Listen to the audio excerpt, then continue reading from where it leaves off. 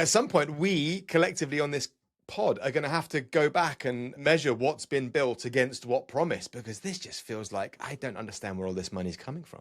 Well, apart from Nvidia, of course. For a company to provide a guarantee of $250 billion towards somebody else's business is just, I don't know. I can't remember anything else of that scale that I've seen. We take it for granted now a little bit. We take these numbers, I think, just like, yeah, it's okay. It's like these are crazy numbers. And that will make or break whether some of these huge expenditures of these big companies actually turn out to be good investments or bad investments, I think. I think there's a massive Jevons piece in there. I mean, what will the world look like when super intelligence is free? When we've all got a PhD kid in our pocket? So it's just yet another example of this off-balance sheet financing that's happening. I think it's just something to watch. Hello and welcome to Upside, where every week we dig behind the headlines affecting European venture. Today is a full house with Mads, Andrew, Lomax and myself. And what are we talking about? Well, we're looking at markets, why winning is losing, AI and spend beyond the circular financing with no free cash flow, the cracks in Claude's cryptography, what's on this week, plus predictions and deals of the week.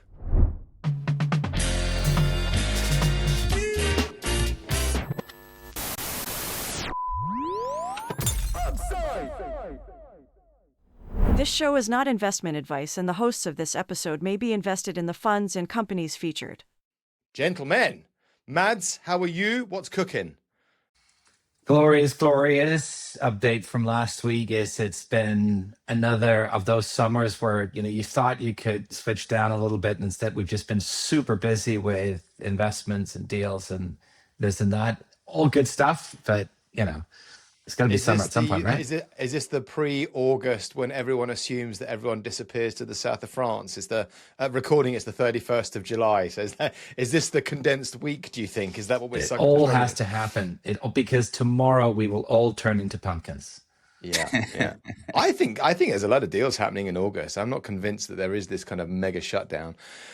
But Lomax, you're in the heart of the southern south where everyone may well be shutting down. What's happening with you, Maru? It may well be, yeah. They avoid the fires. Although Portugal actually not so badly hit at the moment, touch wood, on the fire front. All is good. I've had a haircut, as you pointed out. You are looking very young and streamlined. Exactly. So that's the next longevity play, is it? Have a haircut. I'll take a few years Just look younger. I actually walked into the EUVC Lisbon office this week, not knowing that was their office. And I was treated like some kind of minor celebrity because the guys there, unfortunately for them, spend a lot of time looking at our content. So it was really nice to meet the guys in person, to be honest. Oh, lovely. Well, hello, EUVC boys and girls. David just had a second baby, so congrats to him. Oh, nice. Congratulations. Good man. Well, more to his wife or partner. Andrew, what's cooking with you, dude? Yeah, I'm good. Similar to you, Mads, actually. Like portfolio very busy running up to August. But going to take a little bit of time off in August as well, and won't be on my yacht because I don't have one. But nor twiddling moustaches. What? Before we get into the main juice, I wanted to have a quick look at markets. Lots been happening this week. Lots with AI. Lots with markets. It's been a busy week looking at the news cycle.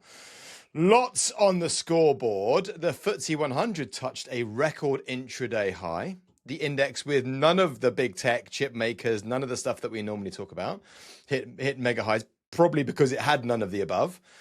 Across the water, the Nasdaq 100 closed in correction on Wednesday, down more than 11% from its June peak. I know it's been bouncing around a lot, so at time of pod, who knows what's going on. The SOX, which is the semiconductor index, was in bear market, 25% off its June high. The Dow rallied 500 points, but that was an interesting rotation. Then we saw earnings from Amazon, Apple, Microsoft, and Meta. Mads, I'm going to come to you for all the good stuff and the meat and potatoes there. SK Hynix took another punch, and half of Korea's index went with it. And then everything seemed to bounce a bit yesterday. And the one that really caught my eye was CXMT. So they are the memory maker in China. They listed in Shanghai and they hit 466% on debut. Nearly $500 billion more than Intel, and the retail tranche was 212 times oversubscribed. Now, if memory serves, they're a 10-year-old chip company. This is the biggest listing since the agricultural bank listing in China in 2010, and they have about 7.5% of the global DRAM market, the memory market.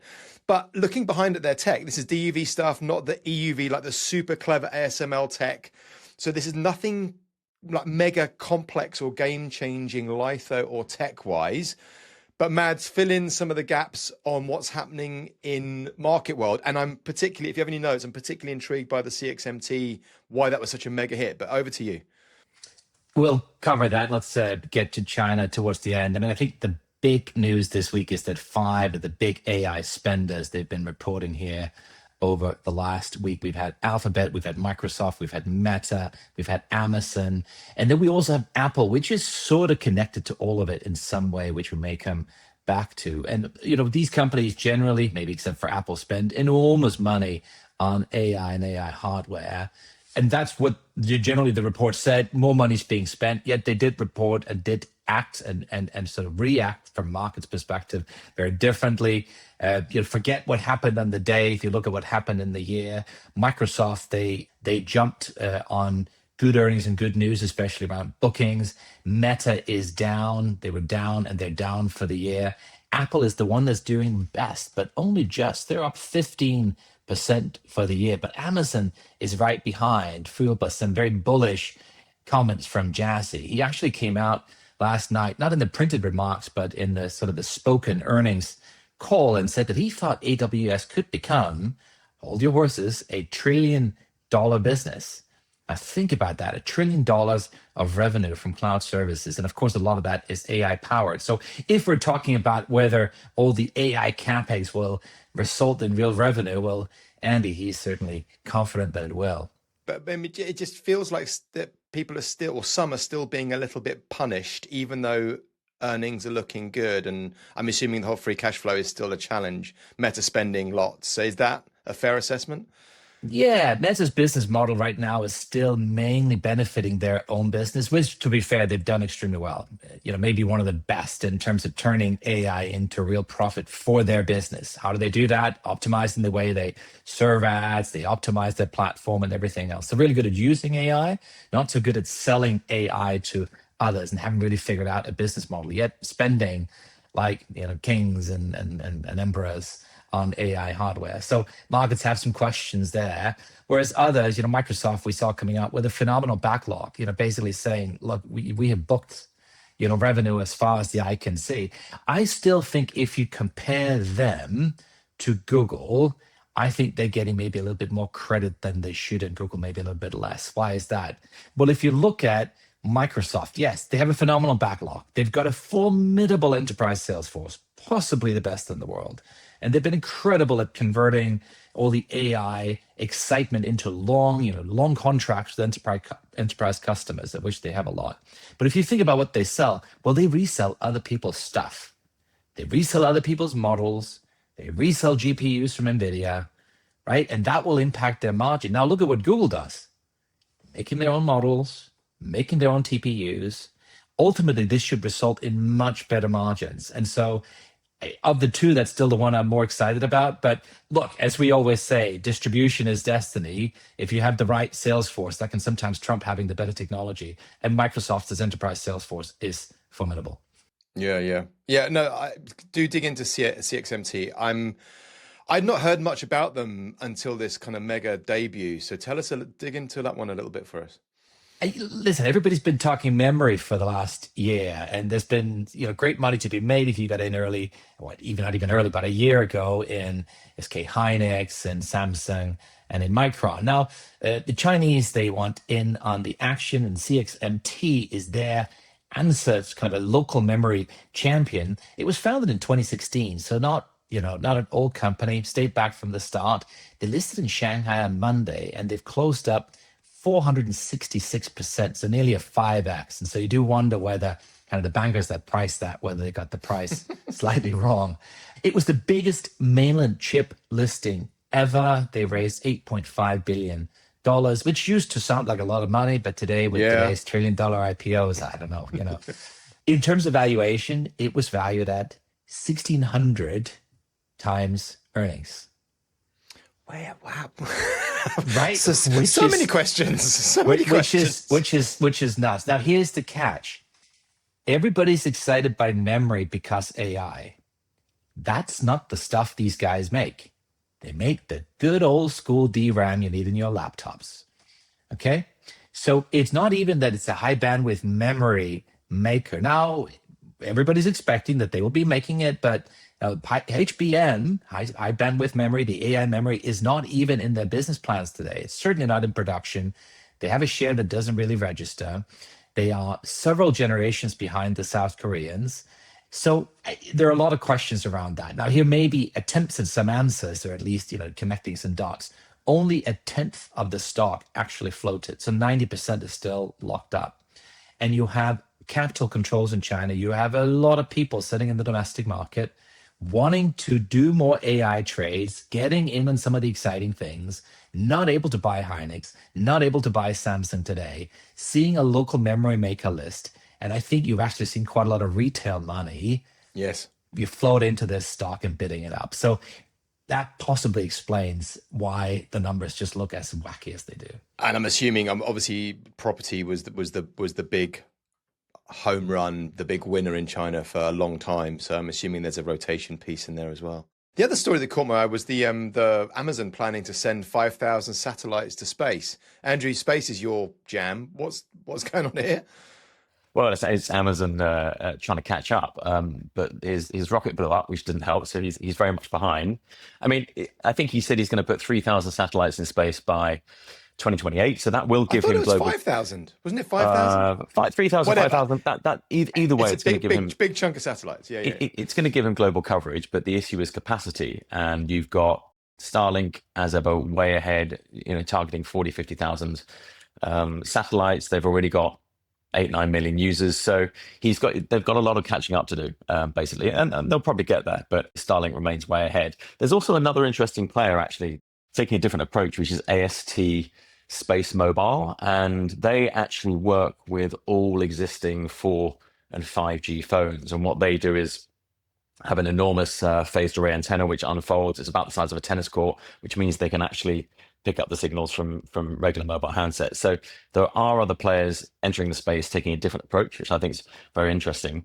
The link up with Apple may be a little bit of a red herring, because Apple's service is currently all around sort of backup redundancy, emergency contact messaging, SOS, rather than the high bandwidth which Starlink is allowed to offer. And ultimately, more satellites means more users, means more capacity, means more bandwidth. So Starlink's still way ahead, and it's going to take a while for him to catch up. It feels like there is a mobile push, because Elon is trying to buy terrestrial frequency, and now we're talking about Amazon and iPhones from space. It just feels like there is. I mean, I wonder what impact that will have on 6G and other terrestrial networks. It feels like there's something brewing there that I imagine we'll come back to in weeks to come. I mean, imagine getting service anywhere. I mean, I don't even get service at my house. I mean, just imagine being. I guess that's where we will end up is a full network coverage from space. There'll be no escape. There'll be no escape. Or maybe it's no bad thing. I mean, I saw that Apple are basically enabling text messaging through their satellite service. I don't know who's running that behind the scenes, which is beyond just the SOS, I'm stuck in a mountain somewhere. Lomax, situational awareness, another story. I know it's slightly adjacent to markets, but another story. What's happening with situational awareness, the hedge fund? Well, you probably read in the news this week, there's been a big kerfuffle and shakeout at Situational Awareness, which, as a reminder, is this hedge fund founded by a 24-year-old German wunderkid, supposedly, who after graduating quickly found his way via FTX, maybe red flag, to OpenAI, where he worked and famously, perhaps infamously now, published a long 167-page essay in 2024 extolling the virtues of AI and how we're in this AI super cycle. And so we should be investing in data centers, compute, memory, as well as obviously the application layer and etc. I mean, you could just say duh, but anyway, at least at the time, he raised, as a 25-year-old with no prior investing experience, ended up being seeded by the Collinson brothers and by a few other members of Silicon Valley royalty to build a hedge fund to execute against this thesis, predominantly in the public markets, although he does have private markets exposure to Anthropic. AUM at the hedge fund grew to 1.45 billion. At last count, it was like 25 billion. He was taking highly leveraged long bets on AI stocks and shorting traditional old school, SaaS companies, basically betting on the SaaS apocalypse, etc. It all came a bit unstuck in the last week. It was going great until the end of June. He was up over 400% until H1 was bumper, right? Great. But it's all come. The wheels have slightly come off with what's been going on in these memory stocks. That was quick. I'm assuming the amplification effect it works both ways, right? He is going to get mega boom, but also when the market turns, get mega bust. When you're that highly levered, and what as Charlie Munger says, what the three things that drive you to bankruptcy are what liquor, ladies, and leverage, right? So it's I've never heard that before. He's found that the hard way, and so Ken Griffin from Citadel, obviously long in the tooth, seen this many times before, swooped in and bought the book, probably at a very tasty price. So unfortunately for our German wunderkid, it's been a bad week. He will live to fight another day, and I'm sure there's some tasty fees to recycle. His girlfriend rumoredly is his girlfriend, I think, is chief of staff at Anthropic or something like that. So, he's got, good connections still. He'll be playing the private markets. Obviously, if the private markets unwind, then he'll be in real trouble. But, he won't be out of a job. He won't be out of money. He won't be out of liquor or ladies. In the week that, or the weeks that the Odyssey is out now, maybe a bit of nemesis. Hubris begets nemesis there. So, maybe definitely been a bad week for him. Just more broadly on what we talked about. The anti-tech FTSE 100. Jesus Christ. Why is it that we in the UK have to celebrate, the fact that our main indices, which is less than 1% of tech, provides effectively a good hedge for what's going on in all things AI and tech, and you're obviously being heavily weighted in the old world economy. Bit depressing, isn't it? Well, I'm assuming oil, gas. What is the FTSE 100? Yeah, oil and banks. This year's up 10%, 9.7%. So it's Yeah, that's all right. That's all right. Listen, I'm going to take it as a win. I'm going to, we are upside. I'm going to see everything in the positive light. Good. Mads, anything else on the market, on the general markets before we move on? A couple of other vectors. So one is that the markets feel very volatile. We're seeing lots of ups and downs, and we're seeing big swings. Yet the VIX, the volatility index on the S&P 500, is actually quite moderate. I think it's around 18, which is more or less the median number over the last many years. And so what does that mean? Well, there is another volatility index, which is the index that tracks the NASDAQ 100. That's called the VXN. So many people know the VIX as kind of the fair gauge of Wall Street, but VXN is the NASDAQ version, and that's been above 30. And that's the median there is about 10 points below that, to close to 20. So what does that mean? That means that whereas the broader market is relatively stable, the kind of the tech heavy NASDAQ is swinging a lot more. And the discrepancy, the delta between the two, is one of the highest we've seen. I think it's about kind of the 99th percentile. Because normally they move up and down in tandem, the VIX and the VXN. But right now, tech is mega volatile and the rest of the market not so much. And so there is definitely fear in some corners of the market, even if others are looking calmer. Just on the sort of the ebb and flow, the amount of money being spent on AI and people talking about the AI bubble, is a lot of this is, for those big companies, is driven by the infrastructure cost, right? And we talked about memory, we talked about compute for inference. There's a scenario where someone comes out with a chip where it's 1,000 times more efficient to compute AI. We've done an investment company called Bowyer that's banning for that, and you can get memory that's far more efficient. You get even models that are far more efficient. But when you look back previously, normally that efficiency has been, even with classical computing itself, the efficiency has been overtaken by the usage. So the argument being that it doesn't matter how efficient AI is going to become, because all it will do is drive more and more usage. And I think that's like the Jevons paradox, which is a chap in the 1800s who wrote a book about how the James Watt steam engine used coal more efficiently, and so actually it just drove the production and the consumption of more and more coal. So I think that's the question, is whether you believe that as the cost of computation falls, we simply just use much more of it, and so any of the gains in efficiency of models or chips will be offset by usage. And that will make or break whether some of these huge expenditures of these big companies actually turn out to be good investments or bad investments, I think. I think there's a massive Jevons piece in there. I mean, what will the world look like when super intelligence is free? When we've all got a PhD kid in our pocket? Well, assuming that it uses the classical computing stack that we have, because it might not.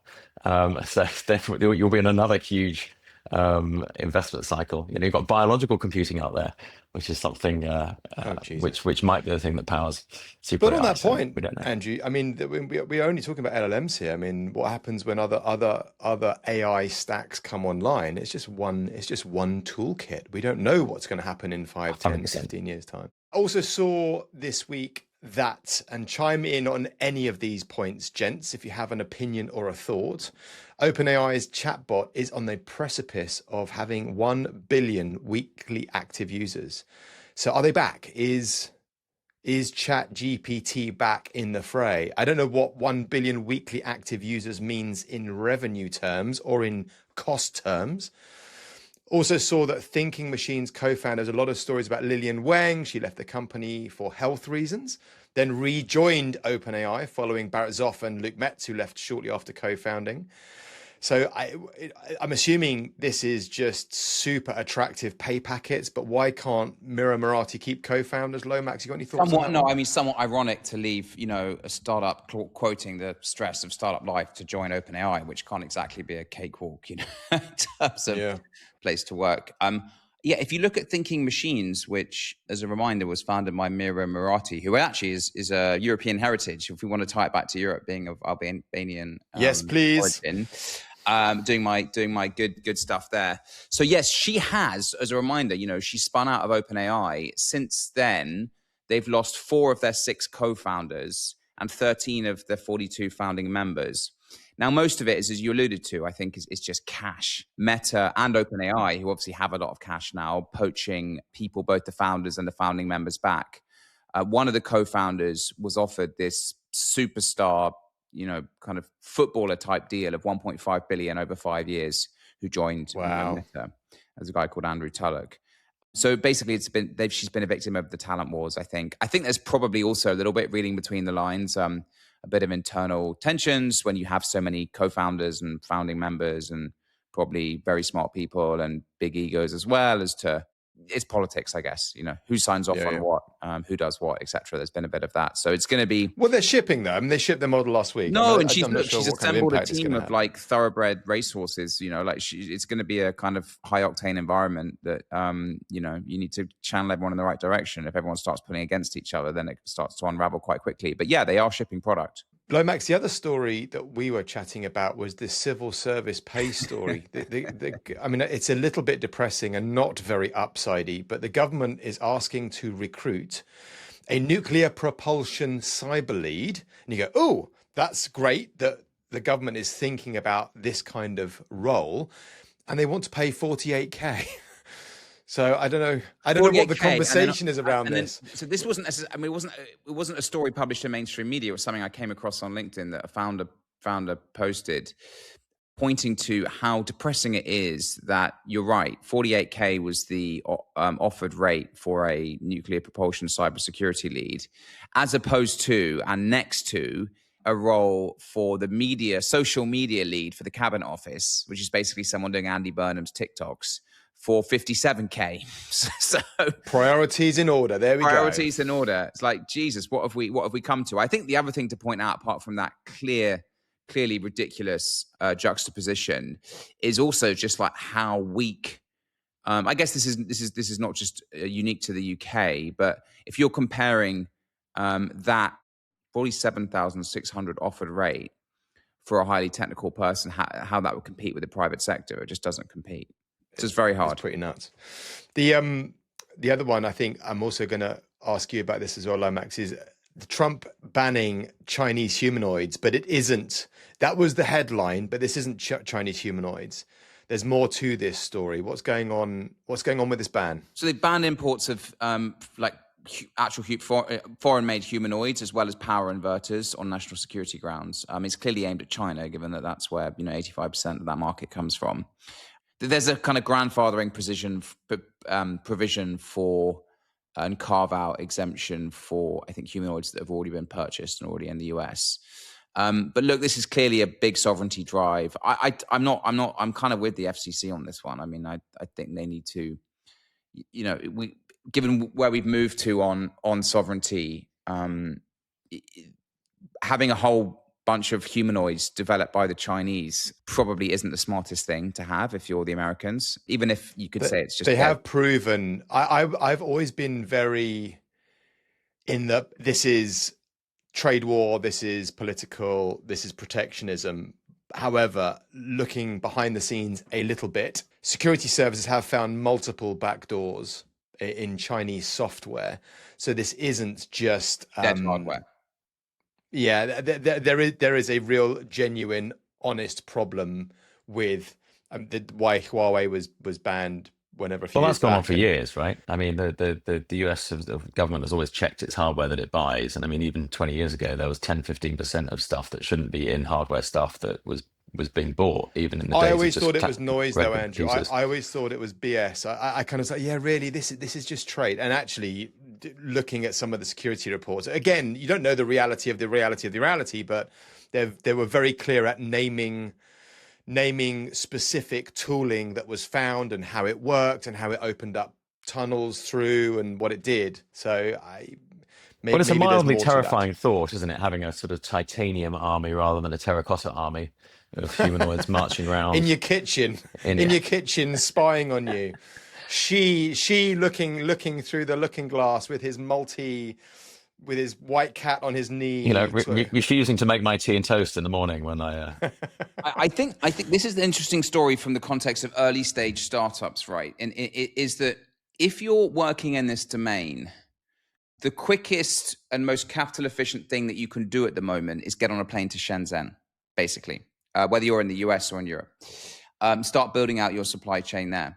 Now, clearly, some startups might have the plan that they would do that at the beginning to show proof points, obviously much more capitally efficiently, and then would maybe be like, right, we're going to raise this much amount of money to onshore the whole supply chain, right? Which is that's a journey you could go on. In a way, this is shutting down that journey much earlier, which I think potentially is a good thing, but it does mean that those startups earlier on in their journey are going to have to raise a lot more money, right? To start doing, trying to find more expensive suppliers in the US, or if they don't exist, which is probably more likely, building this from scratch themselves. So sometimes not even the US, depending on who you're selling to. I mean, if you're going to have Chinese parts and you're selling to the UK government, I mean, at this point, pretty much forget it, unless you're in something that's absolutely trivial. But if you're doing any deals with the MOD or even the Ministry of Justice or actually any major department where you're mission critical, then they're not going to want Chinese parts. And actually, in some cases, some of our startups have been forced to have an entirely UK supply chain. Well, that's where Europe's going to end. That's where the EU's going to end up. I have to say it's fucking ridiculous, but I would say that is it though? I'm not sure it is. I think well, at least I think at some point, if you can get it more cheaply and done properly in Europe, then fine. Like, you know what I mean? And better. But it probably won't be. It probably won't be cheaper. But do you want to be reliant on a chip or something where your entire ability to deliver could be shut down because the US goes on a whim? I think at some point it's not going to provide your this part. Retrenchment from globalization has to stop somewhere. Like, it cannot be that, for example, Sweden of 10 million people builds everything sovereign, that France builds everything sovereign, that Italy does. It won't build everything sovereign, but I think where you've got critical industries, or the US has a strong track record of making political decisions dressed up as other reasons for blocking sales or increasing taxes on or banning export. And I think if the US feels that it's got a market being threatened, or one of its major companies is being threatened because there's a high growth player in Europe. I don't think with the current climate, it would bat an eyelid at shutting off supply in order to scupper the growth of that non-US company. And we've seen this over and over again. So it's not just security. The US does all the time sort of talks about free trade and then does exactly the opposite and throws its weight around to protect its home industries. I'm not suggesting that you build, US suppliers into your, if you're European government, I would say you might want to have a fire break and not have US critical suppliers in your supply chain. But stepping back to this is what this means is, in a way, it's a confirmation of the direction of travel that we're already going on, which is that, supply chains are becoming more vertically sovereign. This is just an acceleration of that. This does cause, I think, the problems that I referred to, which is that, suddenly this stuff all becomes a lot more expensive. For example, if, there's one or two, and maybe Andrew knows more, maybe both you guys know more than me, like companies building, humanoid robots in the UK and Europe, right? There's humanoid. Well, there's humanoid, of course, yeah. That's a big capital project, of the likes of which Europe's never been very good at, quite frankly. Northvolt, many, many examples, right? So that's a big swing. Whereas, you'll talk to other startups that are like, we can buy a humanoid for 40K or 50K plus VAT from China. It's dead hardware and we can then program it, etc. So that's a very capital efficient way to build your business, go and start winning customers. But yeah, it's going to be an exciting time to see whether this is actually even possible. I want to talk a bit about AI. I think this week I've seen more AI news stories of various flavors than I have in a long time. It might be my happy years, but it feels like there's been a whole world of very particular different pulls and pushes in the AI sphere. NVIDIA backstopping a $250 billion, and this is just some of them, by the way, but I mean, NVIDIA backstopping a $250 billion data center project in Ohio, I can't say it, in Ohio. There is more to the OpenAI hack hugging face than we previously thought. We've seen some noises now from Sam Altman and others about deceleration and a new AI safety initiative, including all of big tech. We saw Mythos, some stories about Mythos and Open5. Then there was one I particularly like the look of, which was Reflection AI, which was the open source. This is Jensen Huang's almost love project, which then they invested in, which was Reflection AI in the States, which is the American open source, or one of the American open source offerings. We talk a lot about Chinese open source, but there's open source all over the place. Obviously, Meta, I think, started out. Llama was open source originally, wasn't it? I think. Anyway, Mads, your happy space. What is happening in this wonderful AI week of news? I think you outlined a lot of the interesting bits there. Of course, the NVIDIA guarantee is interesting, not so much for it being a guarantee, but for the size of it. So you're providing, for a company to provide a guarantee of $250 billion towards somebody else's business is just, I don't know. I can't remember anything else of that scale that I've seen. We take it for granted now a little bit. We take these numbers, I think, just like, yeah, it's okay. It's like these are crazy numbers. It's just a ton of money. Why are they doing it? Well, it's because it's going to be, one of the biggest customers, right? If not the biggest customer. So OpenAI, they're building a 10 gigawatt campus in Ohio, and the whole project is over $500 billion. So imagine that. When you think about some of the other big infrastructure projects we've had throughout history, this is not an industry build out. This is one project that's going to cost more than $500 billion. What happened with things like Stargate? I mean, I remember when this all kicked off, we were talking about Stargate and other big projects. It feels like they need a new PR story. So they invent a new big bucket of money going into a big mega project thing. Quarterly earnings, man. Got to keep the quarterly earnings. But at some point, we collectively on this pod are going to have to go back and measure what's been built against what promise, because this just feels like I don't understand where all this money's coming from. Well, apart from NVIDIA, of course. NVIDIA wins and loses regardless, right? Whether the open models win or the closed models win, and it's also an investment in relatively near term, because these chips are cycled through. Well, I suppose with the hyperscalers, every 2-3 years, the top end chips are replaced to keep up. So once you've locked one of these data centers into that stack, it's not just a one-off from NVIDIA's point of view. All those chips will get replaced in that data center, and I suspect in the contract that's wrapped up in these deals. So, well, more than that, I mean, CUDA is such a delicious moat. I just can't see anybody else getting. Forget that. Well, the chips are important, but the chips aside, the OS that runs the whole ecosystem. Yeah, the stack. It's like what a moat! What an incredible moat. 2006, I think that all kicked off. It's 20 years, a 20-year play. And if you want to know more about that, read The Thinking Machine. Was it Simon Witt? I forgot who. Stephen Witt, I think, who wrote it. It's a really fascinating book about Jensen Huang and NVIDIA. Mads, what else is happening in our AI delicious world? What we talked about this post-quantum piece, right? Kind of cryptography. And so everybody kind of colloquially knows that quantum computers, they will eventually break today's encryption. 10 years time, 10 years time, baby. Exactly, right around the corner. So banking, messaging, government traffic, all of it. And so, what shall we do? And so there's a competition, NIST, they run an open competition to pick the replacements, the new cryptography systems that will keep our information safe from the quantum menace. So what do? You've got lots of different cryptographers that are submitting to signs, and then the world tries to break those to signs to prove that they can be broken. And the survivors, so those that can't be broken, they're then the ones that end up inside every browser, every bank, all the good stuff that needs to be protected and defended. And so Hawk was a survivor, and it was 2 years into the process. So here's a model that was proposed, a new cryptography model that was proposed, and it has been surviving for a while. Nobody could break it.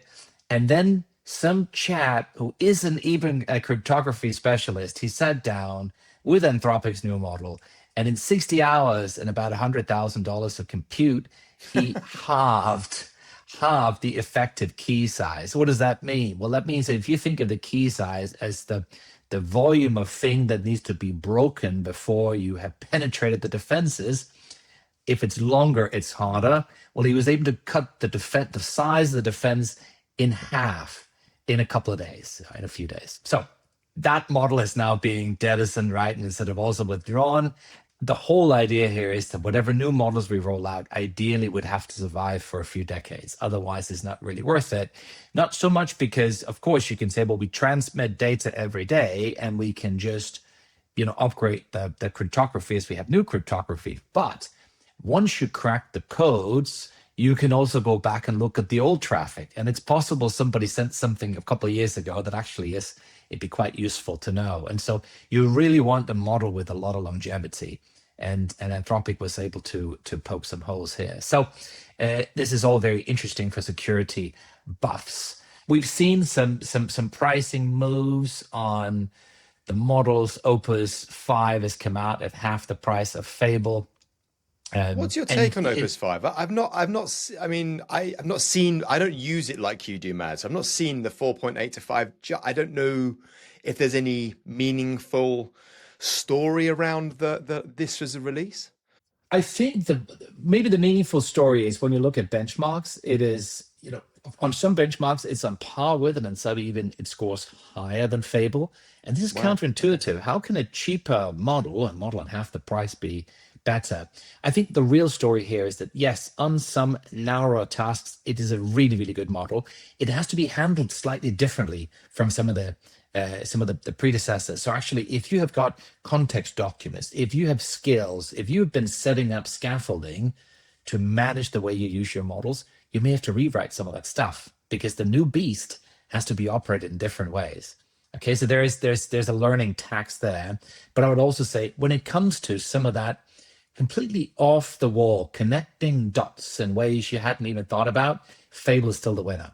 That doesn't necessarily show up in some of the benchmarks, and I would say sort of as the day-to-day workhorse, Opus is formidable. If you got to crunch some really, really hard problems, Fable is probably still the winner.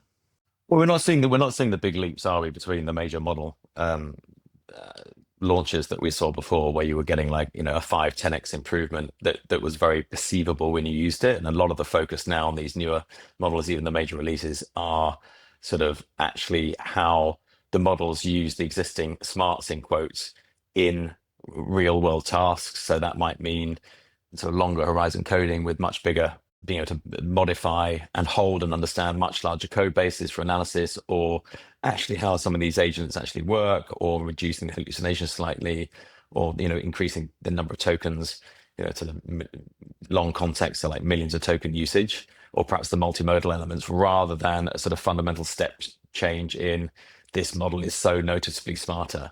And that's certainly what I've seen in usage. And when you look at some of the benchmarking, what's been happening, I'd be surprised if we saw another huge leap without, as you mentioned, Dan, a sort of another technology coming along, unless someone's going to really step change on the existing stack.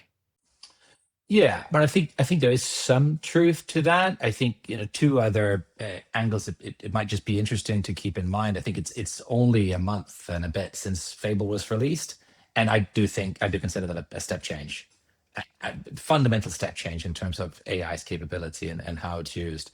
We've also seen a much shorter release cycle. So you have models come out. It used to be every 3 to 4 months. Now it's 1 to 2 months. And so, yes, every increment will maybe seem a bit smaller, but they are more frequent. So, I agree with you. You can probably see in some benchmarks an asymptote, but I think in real world use, we are still seeing very big step changes on some of these generations. And I would say I really hold Fable up there. I know this is a really hard question to answer, but how many more step changes do we have with this current stack? I don't know that anybody can answer that question. I think if you're inside the labs, they'll still say, look, we've got stuff that you can barely dream of that we have in tests now. I think one of the markers obviously is, there were some other stories this week about the Hugging Face hack, where there were other organizations that were also hacked, which didn't report, like Hugging Face. And I saw Dario talking about some of their sandboxed models actually escaping, getting an internet connection, and then hacking, inverted commas, other pieces of kit. So maybe there will be some more restriction layer, and maybe we won't see, not that it can't be done, but we just won't see the step changes because they're too dangerous, perhaps. Well, a lot of the step changes early on, in the early versions, were driven by simply adding more internet content and adding more text, or adding more GPUs, and that's what drove some of these big jumps. And obviously, that's a law of diminishing returns, and that you come to the end of how much content you can throw at these models to make them significantly, obviously better compared to the very early models where they'd only got a fraction of the content they have now. So some of the improvements early on were driven by what had been fed, rather than a sort of fundamental shift in the technology being used. But I think Mads is right that we will see more and more of the tooling be optimized so that it does work better and more efficiently with fewer mistakes. But that is different to the fundamental smarts of these models getting better. Well, we need it to come down to the actual application layer. It needs to come down now to more real world. And I was looking at, I forgot what the website is called, but it's something like remote labor or something. I'll post it in the pod notes, where they were looking at how many roles, or how many jobs plus roles, have actually been fully automated or AI does a good job of, and it's a lot less than we would think. I think Fable came up top at about 13% of completed roles. So the actual automation, that application layer, there's still a lot to do when it's actually looking agentically at running a task or a role, and we'll dig into more of that another day. Guys, so much of this is engineering. It's engineering rather than R&D. And yeah. I think if you work with the models at the front end, and just a disclaimer, we're not in the kind of 100 organizations that have access to the best models at all. So I wouldn't claim that we have the absolute bleeding frontier, but we pick up the new models as soon as they're released. We use them for a lot of stuff. So many of the challenges around turning the capability into real world value is engineering. Let me give you an example. So the models now, they can code and they can develop and they can build pretty much anything you want. And we build software factories. We have things setting up now that'll kind of almost autonomously build new capabilities for our teams. And people come up and say, look, we want a piece of software that can do X, we want something that can do Y. Now, these are built as autonomous graphs, right? These are autonomous systems that'll build the code, check it, verify it, security test it, implement and then deploy. What can happen if you're not careful with this stuff? And we saw that in a specific instance we had, was that some of the checkers were checking code, finding a bug, issuing a correction, then pushing that back into a queue that then would go to another checker that might find another bug somewhere, saying, okay, well, we also need to fix that. So we're creating a new ticket, we're raising a new thing. Meanwhile, that all started to cascade and fan out. And the models, the systems were able to find new things they want to correct, sometimes very small things, sometimes even a little comment in a file, that the production of new code outpaced the ability of the pipeline's ability to integrate and deploy the new code. Okay, so some of you may be familiar with the paperclip story, which is what is going to lead to the end of humanity from AI. Well, it's that we have an AI. We tell it that the most important thing is to maximize the production of paperclips, and the AI then says, "Well, that's great. I can take every single material in the world and turn it into a paperclip. And when I'm done with that, I can find a way to, convert the mass of humans into paperclips, right? And it'll just continue until we're all extinct, and then it convert the whole universe into paperclips." And we saw some of that in this software production factory, where the factory became so good at identifying issues it wanted to solve that it completely clocked up and fanned out. And suddenly there are just hundreds of issues that are all competing with each other and creating a mess in the code. So if you're not careful, this stuff can really just sort of take on a life of its own. What does that all mean? This is not an R&D challenge. This is engineering, and this is what we're seeing everywhere. This is what corporations are seeing when they're struggling. It's because the data is in the wrong format, or the systems haven't been configured or set up correctly yet. But the capability to actually use the AI to automate a lot of stuff, well, it's there. It's just we haven't just completed all the engineering work to integrate and fix and debug. But it's happening and it's coming, and we can see it. Lomax, Andrew, anything else that you'd pick up on the AI news cycle this week before we move on? No, I mean, one thing hidden away, which is a little bit back in the CapEx side of things, there was an announcement that Meta put out with BlackRock around, yet another data center.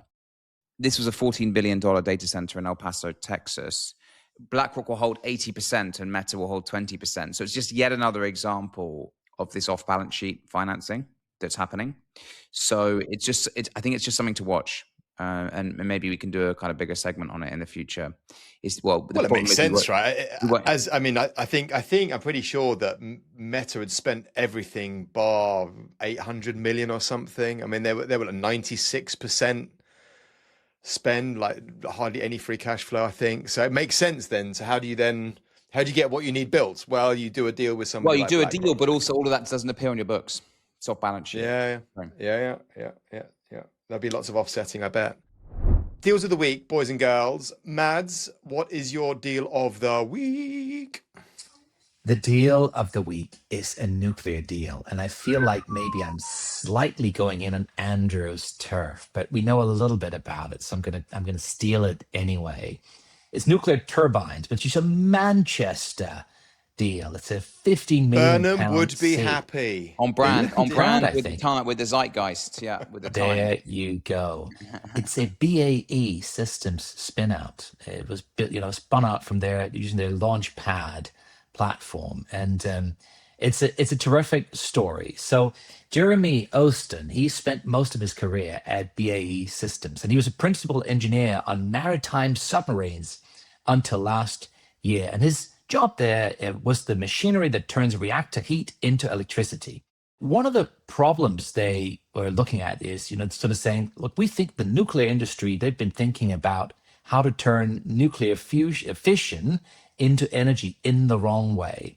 It's been all about how to create heat and then figuring out later what's happening with the heat. And they sort of flip the script on the head and say, look, what is the cheapest way to generate power once we already have the heat? And so, what they've actually built, well, in a normal nuclear reactor, you're going to boil some water and then steam is going to spin a turbine. And it all sounds quite old fashioned, and to some extent it is, right? Steam is not exactly a new invention. So the steam engines.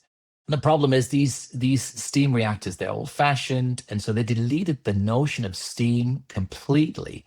And instead, the reactor heats compressed air directly.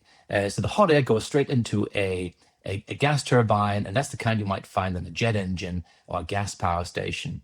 So they've created a whole new way to turn the heat into power, and that's interesting. Now, it's a 15 million pound seed deal. It looks small for nuclear. You'd expect it would be a lot bigger, but there's still some R&D they're working through, and so that is what this is about: is proving some of these ideas they have, taking them to the next level before they go out and raise the big money to actually build the plant. But I just think it's wonderful. This could be the route to to kind of small nuclear reactors that genuinely work.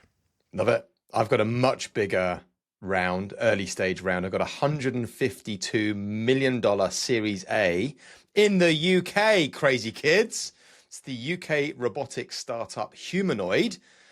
Series A, and they've just hit unicorn at 1.35 billion valuation. Well done. That was mine. Lomax, have you got a deal of the week? Aegon, which is also encroaching on Andrew's turf, which is a defense company, broadly speaking. It's a UK project. It's building synthetic environments for autonomous systems to train in. Big $30 million seed. They've done a pre-seed before, and this one was led by Northzone.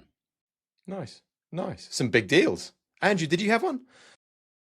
Yeah, and another quantum deal actually, and this is really just more of a comment on the sector that Europe is piling a lot of money still into quantum. Zurich Q, it's raised a 25 million seed. They say they've got a new architecture for, guess what, quantum chips that you can scale more rapidly.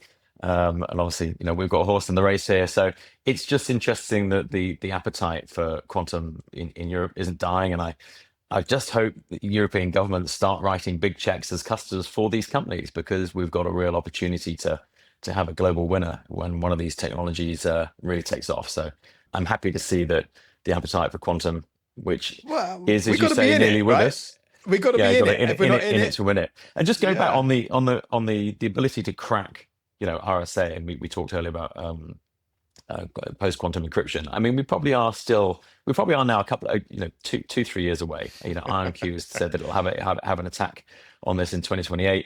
Previously, most people agreed that you'd need 1, if not 2 million qubits, given the current error correction levels, to crack that RSA 2048 encryption. I think everyone accepts now that for the better technologies, we're perhaps only down in the hundreds of thousands of qubits. So we're edging closer. It will be this decade, I think. Well, we'll keep you to that. There you go. Lovely prediction. Mads, what's happening in the week ahead? Any earnings reports? Anything else happening? What do we need to look out for?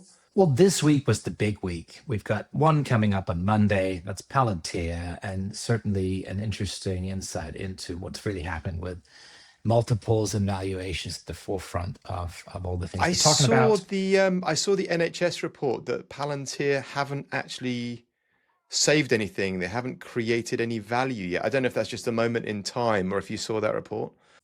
I've seen other reports saying exactly the opposite. I wonder how much of this is weaponization ahead of contract renegotiations. Yeah. Fair. Okay. What but else? Obviously, we've not heard the last in that story. And as we've been talking about here the last few weeks, there are finally some European alternatives that are being funded to go and take on this market, which I just think is exciting. Right, competition is great. Anthropic IPO still. We don't have a date yet, but could something drop around news next week? If our Anthropic bill is anything to measure by, I think it's still growing exponentially. We are feeding the machine. Well, on that note, ladies and gentlemen, boys and girls, thank you so much for your time. Any final closing reports before we close off? Apart from have fabulous weekends and happy August on your yachts, everybody. That's all we have to say, right? When we're swanning around in Lomax is going to be in a Seychelles. pirate ship in August, which I love. With his car and his ARR and his dry powder. Well, I'm going to be away next week. I'm going to be away with the kids, but it won't be on a yacht, unfortunately. Waiting for some carry to come in. I'm going to a hidden, undisclosed location away from the sun. It's somewhere away from keyboard, in the Iberian AFK baby, AFK. Well, he also has to get away from all the cameras, the media that generally follows Lomax around. I know it's tough. It's the new haircut. It just draws in all the ladies. Right. Thanks, guys. Take care, everyone, See you later. and we will Bye. see you next week. Ciao, See you ciao. in the next one.